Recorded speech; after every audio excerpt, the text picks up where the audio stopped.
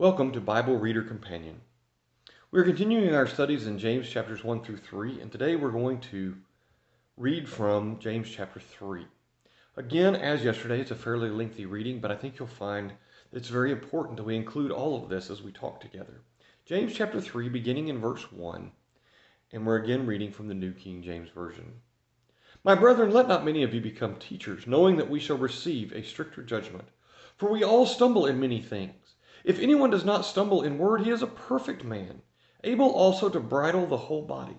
Indeed, we put bits in horses' mouths, and they obey us, and we turn their whole body. Look also at ships. Although they are so large and are driven by fierce winds, they are turned by a very small rudder wherever the pilot desires. Even so, the tongue is a little member and boasts great things. See how great a forest a little fire kindles. And the tongue is a fire, a world of iniquity. The tongue is so set among our members that it defiles the whole body and sets on fire the course of nature. It is set on fire by hell. For every kind of beast and bird or reptile and creature of the sea is tamed and has been tamed by mankind. But no man can tame the tongue. It is an unruly evil, full of deadly poison. With it we bless our God and Father, and with it we curse men who have been made in the similitude of God. Out of the same mouth proceed blessing and cursing. My brethren, these things ought not be so. Does a spring send forth fresh water and bitter from the same opening? Can a fig tree, my brethren, bear olives, or a grapevine bear figs?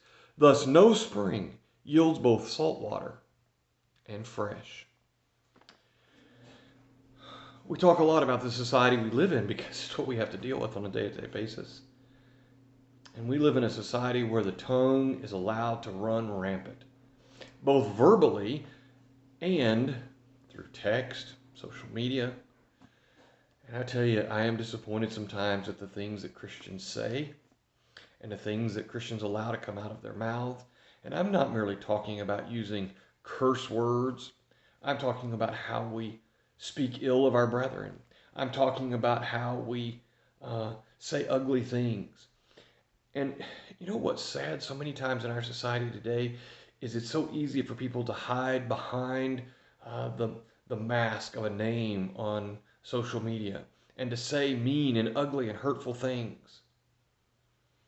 And yet he condemns that kind of use of the tongue. He says that the tongue that praises God should not be the same tongue that speaks ill of fellow man. Again, we're not talking about calling out sin. We're not talking about correction according to the scriptures. We're talking about vile language, whether it is actual curse words or it's just being derogatory or whether it's being hateful. This, brethren, cannot be. We must work. It's hard. He talks about just how hard this is. It is so easy to simply quickly send an email, quickly send a text, quickly put something on social media, to quickly say something in the heat of anger, to realize just how much damage we've done. You go and you light a match to kindling, and you may wish you hadn't, but before you can stop it, the damage is done. And he says that's what the tongue is like. Let us work to control our tongues. Think on these things, and we hope you'll join us again next week. Thank you.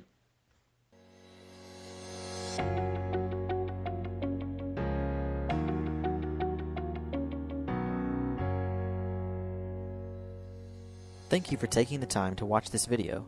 Subscribe to our YouTube channel and follow us on Facebook for more content like this.